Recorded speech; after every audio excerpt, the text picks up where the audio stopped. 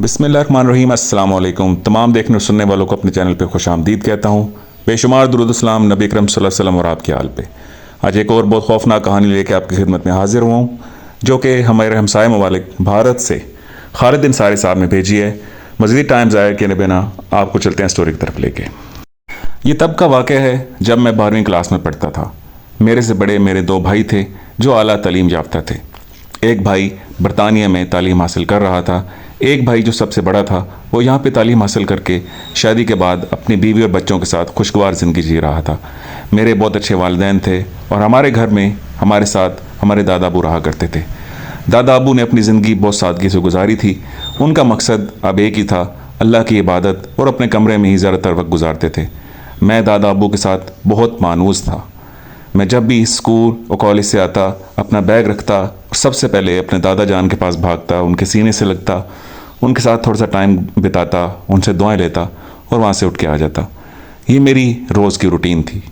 एक दिन जब मैं अपने घर वापस आया तो दादा अबू कमरे में गया मामूल के मुताबिक, लेकिन वहाँ दादा अबू मौजूद नहीं थे। मैंने वापस आके अपनी वालदा से पूछा, दादा जान कमरे में नज़र नहीं आ रहे।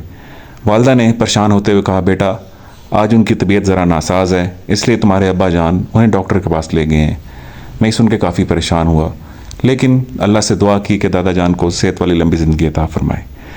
थोड़ी देर के बाद अब्बा और दादा जान वापस आ गए। दादा जान खुद अपने कदमों पे चल के आ रहे थे। मैं भागा और उनके सीने से लगा, उनसे उनकी खैरियत दरियाफ्त की। दादा ने कहा, बेटा परेशान नहीं हो, थोड़ा सा बुखार था लेकिन अब मैं बेहतर महसूस कर रहा हूँ। मैं दादा जान का हाथ पकड़ के उनको उनके कमरे में लेके गया। दादा जान को बिठाया, उनको पानी का गिलास पेश किया। उन्होंने मुझे बहुत सारी दुआएं दी।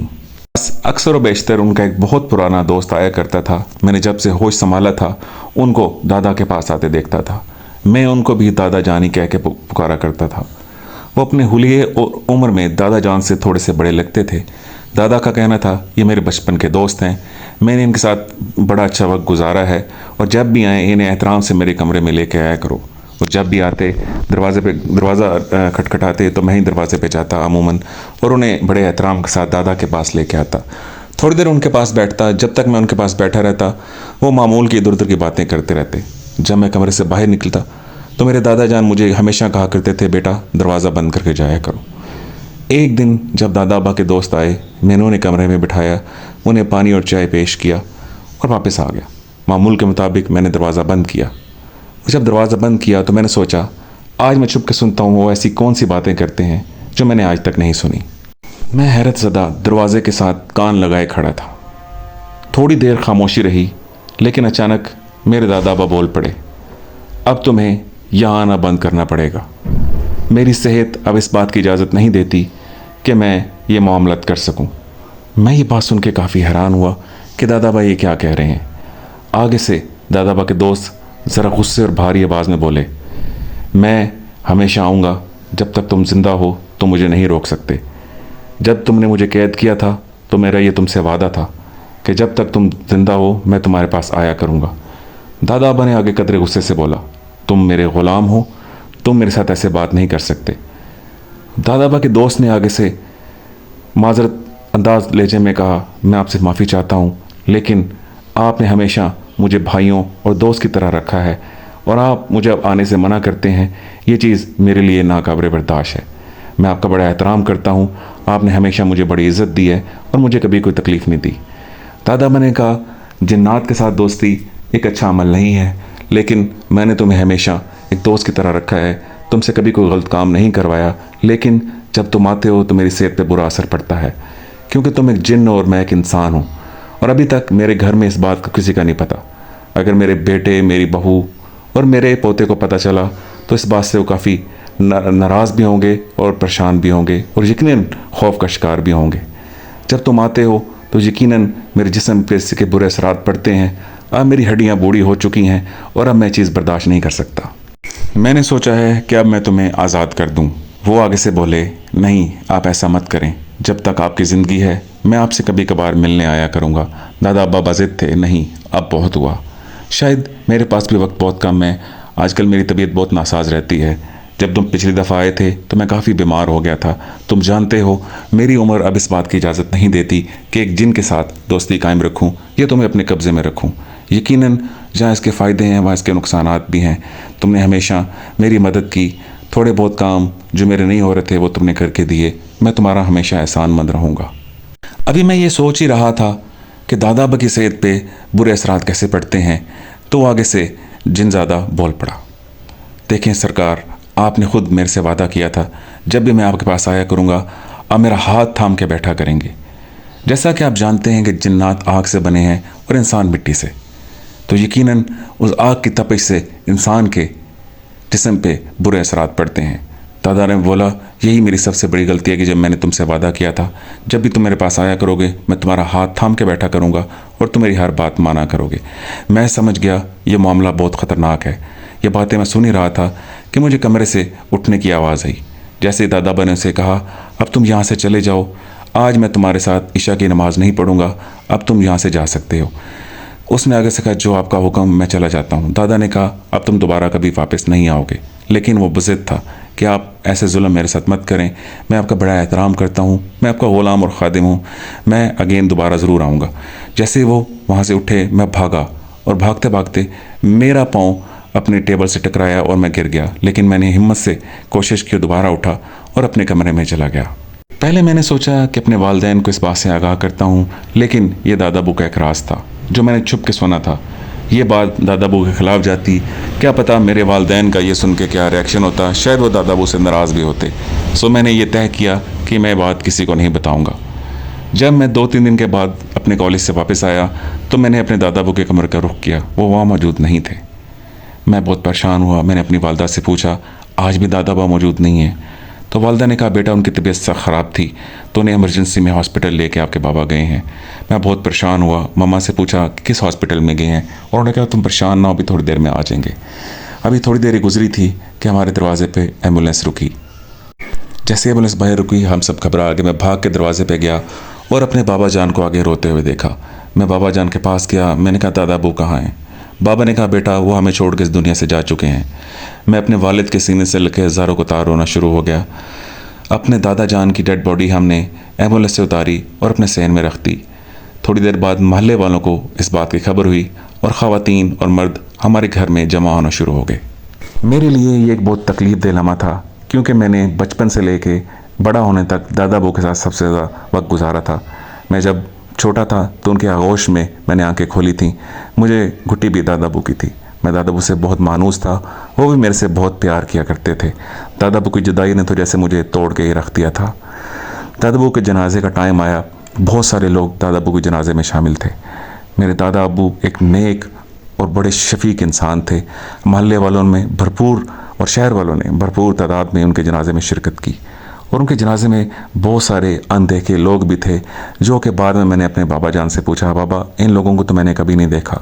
बाबा ने आगे से जवाब दिया, बेटा हो सकता है शहर के लोग हों, ये एक सवाब का काम है। जब आप किसी मुसलमान के जनाजे में शरीक होते हैं तो ये ज़रूरी नहीं है कि आपकी जान पहचान हो। हमें हर मुसलमान के जनाजे में रिश्ते और ताल्लुक़ के बगैर शिरकत करनी चाहिए। लेकिन मैंने इस जवाब से मुतमईन ना हुआ, क्योंकि मुझे उनके हुलिये, उनके कदकाठ काफ़ी अजीब मालूम हो रहे थे, जो कि मामूल से काफ़ी ज़्यादा थे। खैर मैंने इस बात को नज़रअंदाज कर दिया। मेरी आदत थी जब भी मैं अपने कॉलेज से आता था तो अपने दादा के कमरे में टाइम बिताता था, क्योंकि अब दादा जान वहाँ पे मौजूद नहीं थे, वो अल्लाह के पास जा चुके थे। लेकिन जो मेरी उनके साथ उनसीयत, प्यार और मोहब्बत थी, उसकी वजह से मैं अपनी आदत के मुताबिक थोड़ी देर के लिए वहाँ पे जाता, उनके कमरे में बैठा रहता और अपना वक्त बिताता। एक दिन यूँ ही मैं अपने कॉलेज से वापस आया और अपने दादा के कमरे में चला गया। अपने दादा जान के बेड पे मैं जैसे लेटा हुआ था, मुझे ऐसा महसूस हुआ उनके बेड के नीचे से कोई आवाज़ आ रही है। जैसे मैंने नीचे देखा तो मुझे एक खिलौना सा, भालूनुमा खिलौना नजर आया। मैंने कहा, ये खिलौना दादा बा के कमरे बेड के नीचे क्या कर रहा है? मैं नीचे उतरा, उस खिलौने को उठाया और साइड पे रख दिया और दादा के कमरे से चला गया। अगले दिन जब मैं आया तो दोबारा दादा के कमरे में गया। फिर वही हो, मैं दादा के बेड पे लेटा, मैं उनको याद करके रो रहा था। मुझे अचानक फिर नीचे से आवाज़ आई। जब मैंने नीचे देखा तो वही भालू जो मैंने कल उठा के साइड पे रखा था, दादा के बेड के नीचे मौजूद था। मुझे थोड़ी सी तशवीश लाक हुई। मैंने वो खिलौना उठाया और साइड पे रख दिया। वक्त गुजरता गया। मैं दादा अबू के कमरे में जाना कम कर दिया। मुझे हल्का सा डर महसूस होना शुरू हुआ, क्योंकि जो मैंने छुप के बातें सुनी थी वो मेरे लिए काफ़ी खौफनाक और तशवीश का बायस थी। एक दिन मैं दादा अबू को बहुत याद कर रहा था। मैं उनके कमरे में गया। ना उस दिन मुझे कोई आवाज़ आई, ना वो खिलौना दोबारा मुझे नज़र आया। मैंने खुद ही जब बेड के नीचे देखा, वो खिलौना वहाँ मौजूद नहीं था, और उठा के जब मैंने वो जिस जगह पर रखा था वहाँ भी मौजूद नहीं था। मैंने अपनी वालदा से इस खिलौने का जिक्र किया और उनसे पूछा, क्या आप लोगों ने वो खिलौना उठा के रखा है? मेरी वालदा ने कहा, हाँ, सफाई वाली आई थी तो उसने कहा, क्या मैं ये खिलौना अपने एक बच्चे के लिए ले जा सकती हूँ? तो मैंने उससे कहा, हाँ ले जाओ, ये हमारी ज़रूरत का नहीं है। अगले दिन जब मैं अपने कॉलेज से वापस आया, मामूल के मुताबिक अपने दादा के कमरे में गया और देखा वो खिलौना वहीं पड़ा है। मैंने अपनी वालदा से पूछा, आपने तो कहा था ये काम करने वाली ले गई है। उसने कहा कि वो कहती है मुझे नहीं चाहिए बीबी जी, आप अपने पास रख लें। तो जब मैंने वजह पूछी तो उसने आगे से घबराते हुए कहा, नहीं बीबी जी, ये मुझे नहीं चाहिए, आप अपने पास खुद रख लें। तो मैंने अपनी वालदा की बात सुनते हुए दोबारा अपने दादा अबू के कमरे का रुख किया। जब देखा तो वहाँ मौजूद नहीं था, और जब मैंने दादा के बेड के नीचे झुक के देखा तो वहीं पड़ा हुआ था। मैं काफ़ी खौफजदा हुआ। इस दफ़ा मैंने उसे छुआ नहीं और भागता हुआ अपने दादा के कमरे से बाहर आ गया। मैं काफ़ी बीमार रहना शुरू हो गया था। मेरे वालिदैन भी काफ़ी परेशान थे, इसे क्या हो रहा है। मेरे वालिद ने शहर के हर बेहतरीन डॉक्टर से मेरा चेकअप करवाया, इलाज करवाया, लेकिन किसी के समझ में कुछ नहीं आ रहा था कि इसे क्या हो रहा है। मेरे बाबा और वालिदा बहुत परेशान थे। मेरे दोनों भाई भी मेरी सेहत की वजह से काफ़ी परेशान थे। एक दिन मैं काफ़ी रो रहा था और चीखें मार मार के रो रहा था। मेरे वालिदैन और मेरे भाई काफ़ी परेशान थे। मेरी वालदा ने मेरे से पूछा, बेटा क्यों रो रहे हो, तुम्हें क्या मसला है? तो मैंने उन्हें सारी रोयदात सुना दी जो मेरे दादा अबू की और उनके दोस्त की मैंने सुनी थी। मेरी वालदा और मेरे भाई ये सुन के काफ़ी खौफज़दा हुए। उन्होंने कहा, तुमने हमें पहले क्यों नहीं बताया? मेरे वालिद ने सोचा कि इसको इस शहर से और मुल्क से दूर अपने भाई के पास आला तालीम के लिए हम इंग्लैंड भेज देंगे, लेकिन मैं बज़िद था कि मैं ये नहीं करूँगा। खैर मेरी तबीयत थोड़ी सी बेहतर हुई और मैं शाम को अपने घर से बाहर निकला। बच्चे एक ग्राउंड में खेल रहे थे और थोड़ी देर के बाद मेरे पास उनकी एक फ़ुटबॉल आई। मैंने ज़ोरदार किक मारी, लेकिन फ़ुटबॉल अपनी जगह से नहीं हिला। मैं हैरान था, ये कैसे मुमकिन है। शाम का टाइम था। एक बच्चा भागता हुआ मेरे पास आया। उसने कहा, प्लीज़ मेरी बॉल मुझे दे दो। मैंने कहा, मैंने तो इसको किक मारने की कोशिश की, लेकिन अपनी जगह से हिल ही नहीं रही। उसने कहा, ये कैसे पॉसिबल है। बच्चे ने आराम से फ़ुटबॉल उठाया और वहाँ से चला गया। मैं काफ़ी डर गया था। मेरे साथ अजीबोगरीब वाक़यात हो रहे थे। मेरी सेहत दिन ब दिन बिगड़ती जा रही थी। मेरे वालिदैन बहुत परेशान थे।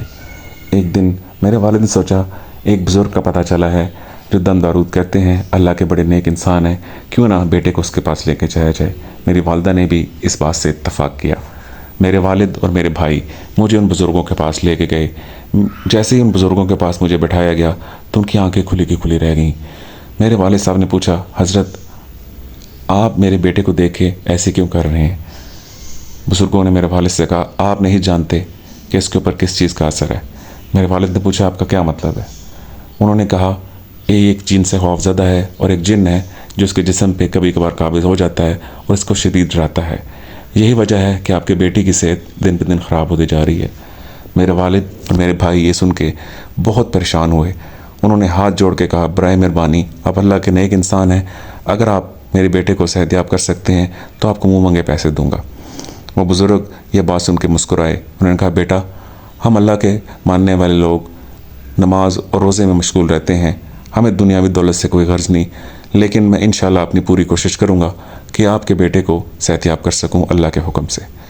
खैर, उन्होंने कहा, मैं आपको एक तावीज़ देता हूँ जो आप अपने बेटे के गले में पहनाएंगे, और पानी दम करके देता हूँ जो आप इसको हर रोज़ पिलाया करेंगे।